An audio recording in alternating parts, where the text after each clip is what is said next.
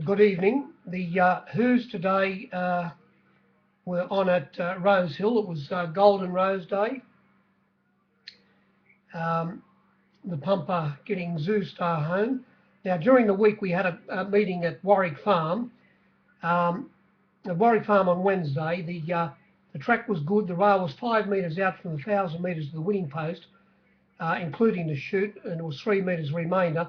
There was a breeze out of the more or less a westerly um, uh, across the track, nearly directly into their face when they were turning for home. It didn't have any effect on any leaders. The leaders that won, and the, uh, the 7 races that we had at Warwick Farm, there wasn't one winner at some stage wasn't on the fence. There were no winners that weren't on the fence. There were leaders that got home, and as I say, uh, every winner was on the fence at some stage of the race, getting off before the turn. A couple of them, and a lot of them, I think a couple of leaders winning, or maybe more, and runners that got dream rails runs turning for home and got the cash. So there was, when you're doing your form, there was a lot of bias at Warwick Farm. If you were trapped wide in the run there or tried to come around them, it just didn't happen. Then we went to Hawkesbury on Thursday, and the winds, I think the wind swung around there. First of all, we had a good track, and excuse me, we had a good track. The rail was 3 metres out from the 1,300 to the winning post, and first of all, we had the wind swung around, as I say. There was a nor'easterly early in the day, which swung around to be a southwesterly, which happened today at Rosehill, very similar. But the wind swung around at Hawkesbury, didn't have any effect on any results.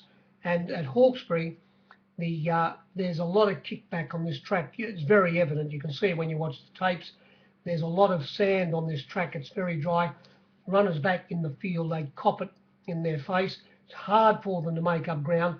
And nearly all of the winners, the last winner was just off the pace, the favourite, but nearly all of the winners, they either led or up near the lead, and a bit off the fence. There was one favourite towards the end of the day, Biloxi. It came across after missing the kick and found the fence and stayed near it. And but it did have the advantage of leading, which was an advantage, but maybe a little bit worse near the fence.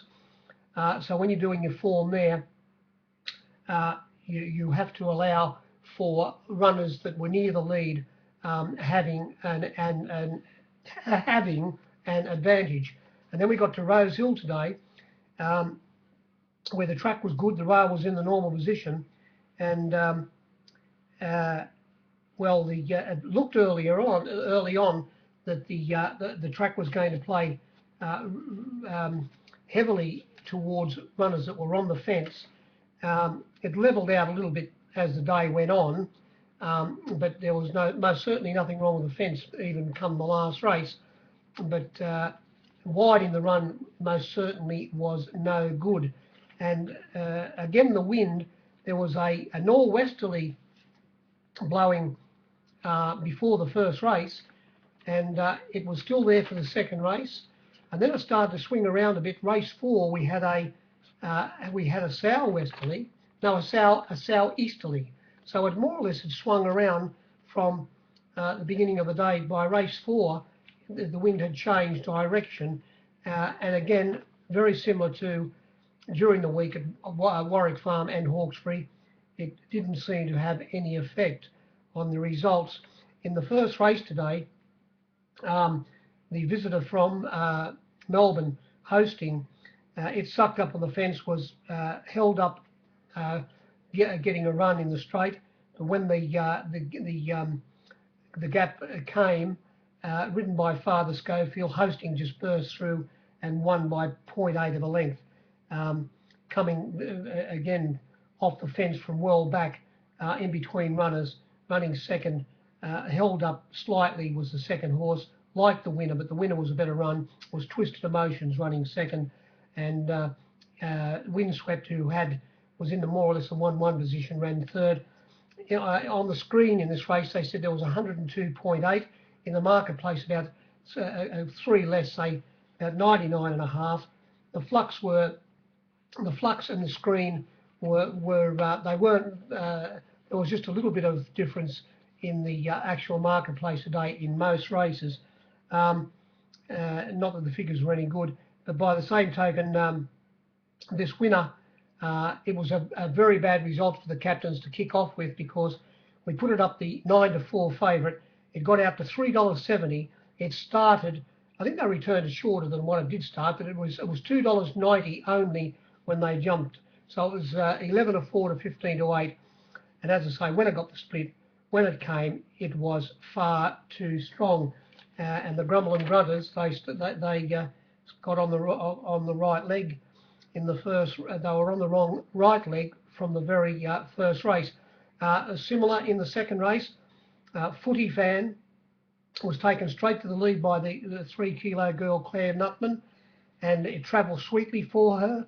By the time they got to the turn, she was still travelling very well, and it was able to get clear and was going strongly halfway up the straight, and it was quite evident that nothing was coming and was going to run it down, and it held on and beat Fast and Sexy, who had barrier 1, which sat directly behind it on the fence. It ran second, and Arm's Length, who was second last on the fence, not going around a runner, even getting inside the early leader, or the leader in the race, up the straight.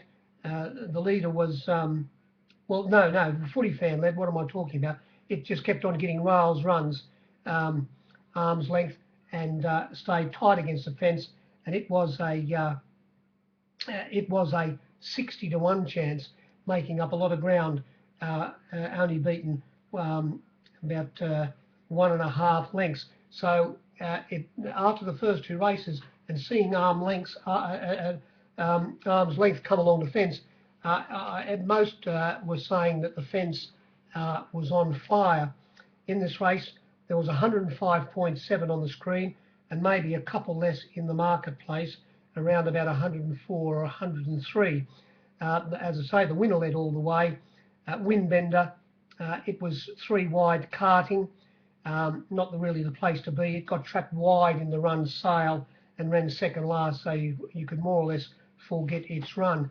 The third race came along, and again we saw the winner come off the fence. I'm talking about Diamond Oasis, who had barrier 2. It led on the fence the very well backed Shelford, starting favourite at $3.80 after $4.60 was given. Started $3.80, fairly hard to get.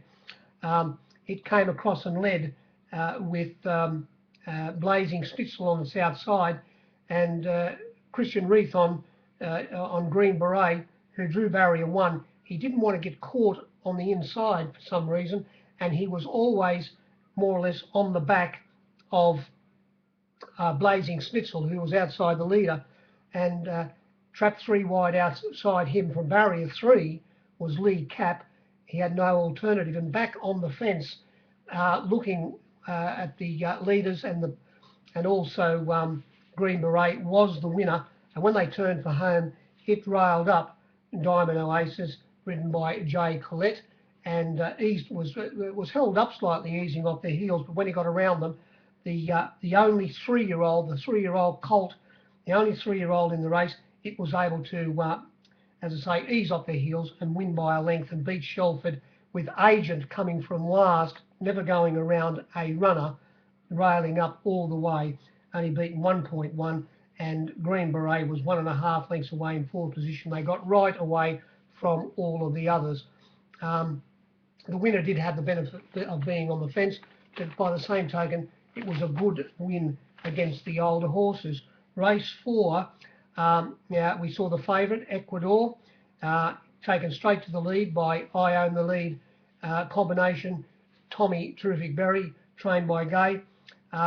We put it up a 2-1 on chance, and it got out to $1.70, started at $1.65, and there was nothing wrong with the fence. It led. The Ragtime Cowboy came across and eventually, after doing a good bit of work, sat on its outside. And the second favourite, which was extremely well backed, ran third, having every possible chance. That's Multilateral. It had barrier one ridden by the pumper, and it was $10 into $6, nines into fives, but had every possible chance. Got the advantage of the fence, right behind the leader all the way. Coming off the fence behind it and beating it for second was Diamond Jim, who sat three back on the fence. Then also emphasising, I suppose, after that, these four races, that the fence was the place to be, but maybe it got a little bit chopped up, because the very next race we saw the now going back to that race, I think on the screen there was 104.7 in the marketplace, a couple less, around about 102. The winner, as I say, we gave $1.70. And did I tell you about? I think I didn't say the fluctuations of Footy Fan in race 2. Footy Fan was sensationally backed. We put it up a 5 to 1 chance, $6. It got out to $7, but it only started $5. It was sixes into fours for Footy Fan, and it was very hard to win on it if you were bookmaking. Race 4 we've discussed. Race 5. Now this is where we saw the track maybe for the rest of the day. There wasn't a leader get home after this race, and we saw the very well backed late Riva de Largo get the cash here. The favourite, of course, was Rain of Fair, which was very easy in the market towards the end of betting. We put it up a 10 to 9 chance, got out to $2.40, which was taken into $2.30, but got back out to start $2.60, the correct SP, which was returned. There was plenty of it at the finish. And after knuckling slightly at the start, it went straight to the lead. It didn't get the big break like everybody would think. Snolzizitsen, it sat on its outside, and the pressure was not on strongly, but just enough to make Rain of Fair run along and not get clear of the field and get onto the bit ridden by Father Schofield. And after getting off it, he told the Stipes it raced like a tide horse, and it's now going for a spell. And it was quite evident after they turned for home when he couldn't get clear and it ducked in and maybe brushed the rail. That was the end of Rain of Fair. The winner, it was back in third last position at one stage in between runners, Riva de Largo, and when they turned for home, there was one runner that was trapped wide that finished up running last in the race, Sumpin Anypin. It was beaten a long way, but it was trapped 3 wide. And when they turned for home, the pumper on this winner, Riva de Largo, he was in about 6th position, and then he just eased off heels. It had dropped off Something Anypin, and he just went straight around the 25 to 1 chance Centennial Park, and it got around its heels and just cruised past them more or less, and went to win by 2.5 lengths. It was a very, very strong win. Run this race again. I don't know how I'm going to price them, but this winner would be a lot shorter than it started. There was only 101.3 on the screen, and maybe 1 or 2 less in the marketplace, about the neat 100, and it opened up a $12 chance. Riva de Largo got out to 15, was well backed, as I say, towards the finish, coming into about $13, starting at about a 12 to 1 chance, but one like a horse which should have been a lot shorter than the bookmakers offered. And the favourite, what do we say? As we say, is going for a spell. It's the run it had at Warwick Farm could have possibly brought or taken a lot out of Rain Affair. And that's about all I'd say. The winner was far superior. Race 6, and here we saw the very well-backed Dre Fontaine get the money here. The designated leader, Ichikara from barrier 2, it went straight to the lead and did run along. And looking at it all the way, it was the winner, Dre Fontaine. And when they were at the, say, 600 metre mark, Ichikara was a length and a half, or 2 lengths clear all to Dre Fontaine. And then it was another good 2.5 to 3 lengths back to the horse that finished up running third, Arctic Flight. And running second in this race was the very, very well-backed late Perron, who settled down in about 4th or 5th last position from barrier 5, ridden by the pumper, a long way off the lead, but made up on the fence, plenty of ground in the straight, railing on the turn, then easing off heels and going in between runners towards the end of the race, only being beaten 1 length, as I say, running into second hole. And we put it up a $4.40 chance. It got out to $5.50, but it only started $4.40. The price we put it up, beginning its opening quote, very hard to get by the same token, the $4.40. Excuse me. And but Dre Fontaine, it was able to get past Ichikara, who finished up running 6th, beaten 2.1 lengths. And when he got past Ichikara, you could see that there was nothing coming fast enough to run Dre Fontaine down. And at the 150 metre mark or 200 metre mark, it was the judge reached for number 5. Even the judge was taking the chance of sliding the number in at that stage, because it was evident it was going to get home. And as I say, but only won by the length, but was never going to get beat after they'd flattened out. And they never forgot to back Dre Fontaine. We put it up a $13 chance, 12 to 1, and it was $13 into $9.50, fairly hard to get, extremely well backed. As I say, Perrin was backed late. There was, at one stage of the betting, there were lots of runners backed in this race. Appearance, after opening up 8 and getting out to 9, only started $7.50. Ichikara, they'd kill you for $6.50 at one stage, but it started that price. Vendetta, it'd kill you for $7 at one stage, but it started $7.50. Next runner didn't have a price. Flying Thistle got out to $26. Dre Fontaine, well backed, didn't have a name. Philadelphia. Dystopia, they took 16 and 15. The next runner was all about $25, $21. Fire Up Fifi. Arctic Flight was $26 taken into 21. Aerobatics 51. Honeyflower was about a 40 to 1 chance. And the bottom one, Perron, I've already told you, $5.50 given, started $4.40. Brave Soul, as much as $13 given, only started about a $9.50 chance. Skip figures around about the 100 mark. The winner extremely well backed.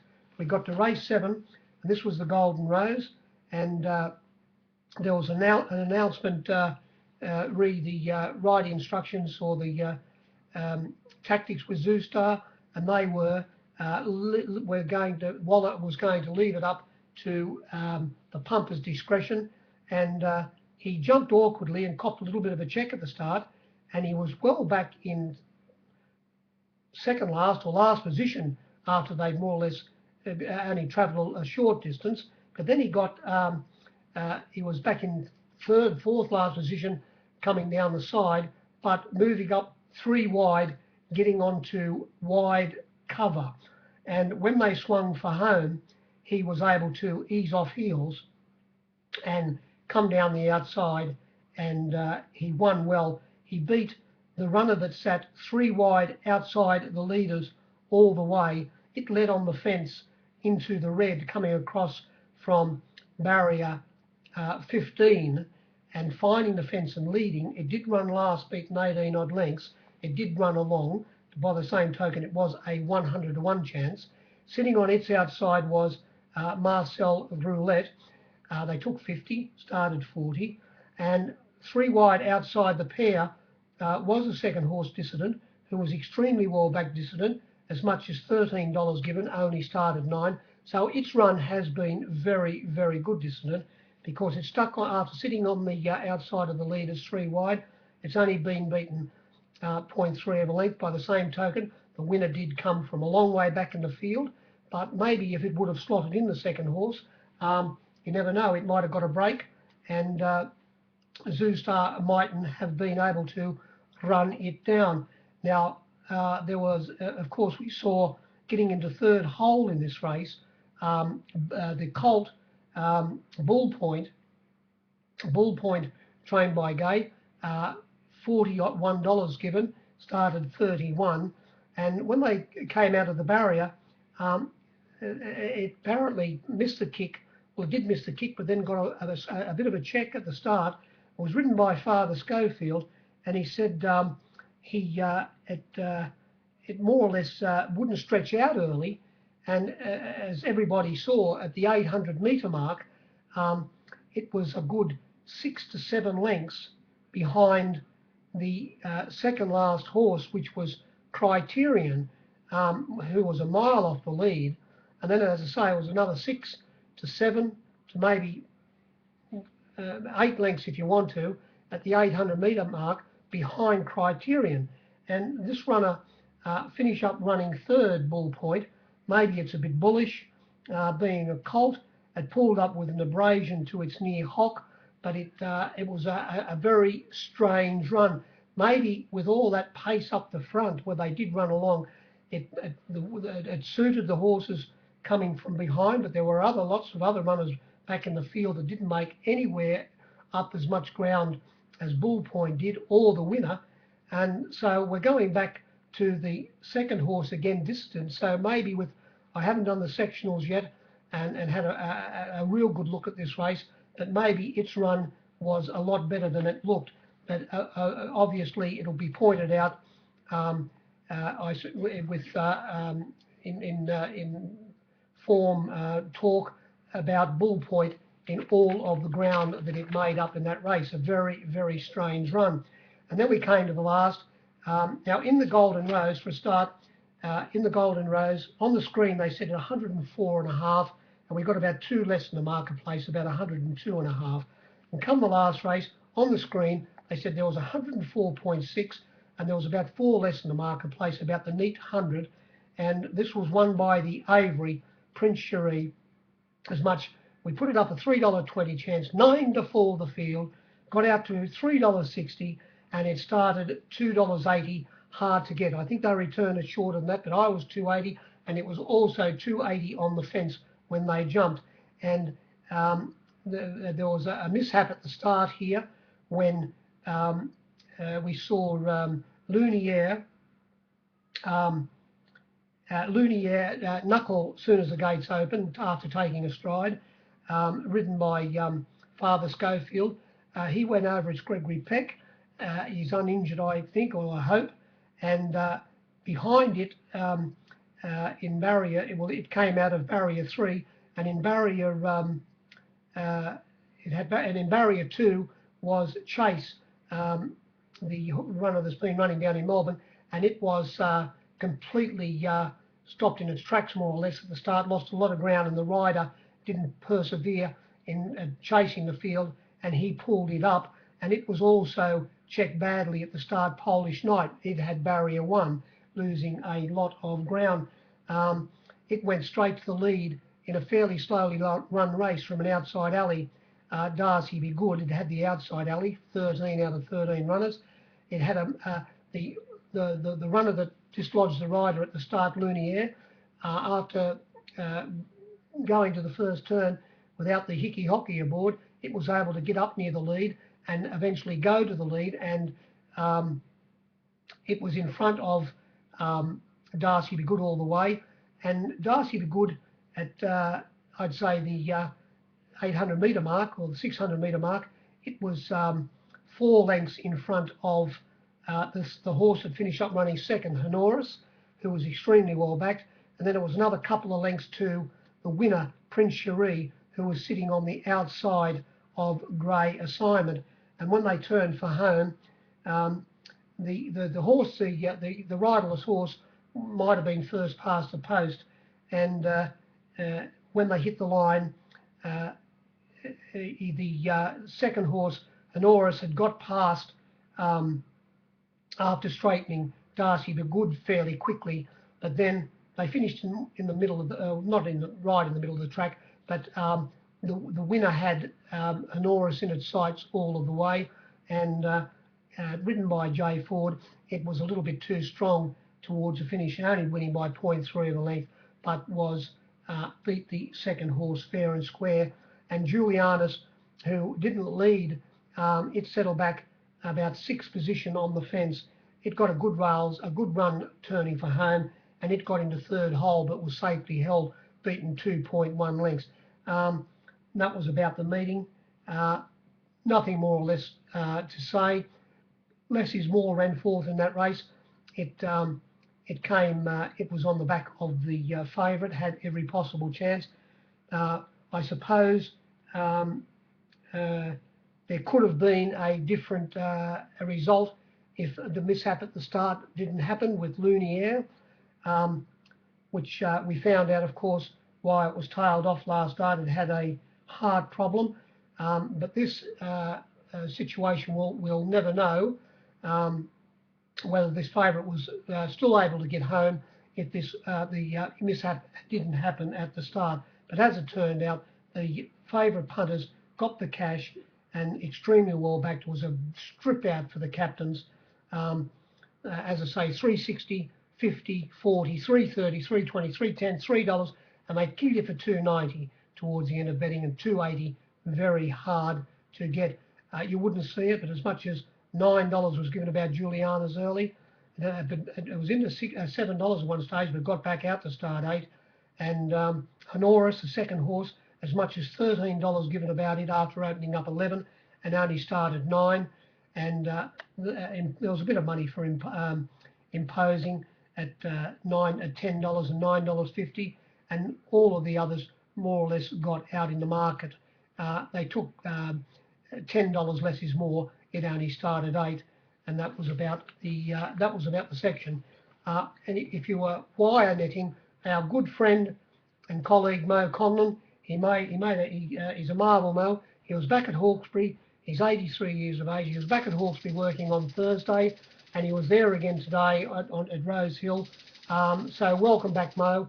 And if you're, as Mo would say, if you're wire netting, I hope you had some luck. Good evening.